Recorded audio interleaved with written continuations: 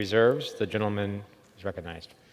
Thank you, Mr. Speaker. Mr. Speaker, for further explanation of the previous question, I yield 3 minutes to my very good friend, the ranking member of the Early Childhood, Elementary, and Secondary Education Subcommittee, Mr. Owens of Utah. The gentleman from Utah is recognized. Thank you.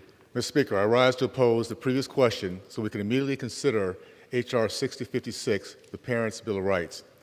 As a father of 6 children and grandfather of 15, I know from experience that parents who are informed and engaged are always the best advocates for their own children. I also grew up in a home of teachers.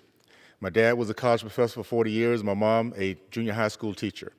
Recent attempts to discredit the role of parents and silence their genuine concerns should be very concerning to every American. There's never been a time more important than now to stand with and for America's parents. I've heard directly from Utah's moms and dads. They don't want Washington bureaucrats and career politicians dictating the decisions that determine the education, development, health, and well-being of their children. They want and deserve a say. Democrats and the leftist teachers' union's efforts to nationalize education, mandate curriculum, and impose a one-size-fits-all from D.C. while ignoring the wills of teachers, parents, and students have been extremely harmful.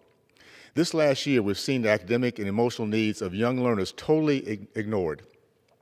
Keeping our children out of the classroom went against the science.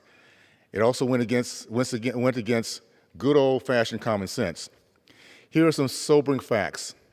During 2020 through 2021 school year, students fell behind an average of 5 months in math, 4 months behind in reading. Low-income and minority children fell an additional 1 to 2 months behind their white and wealthy peers.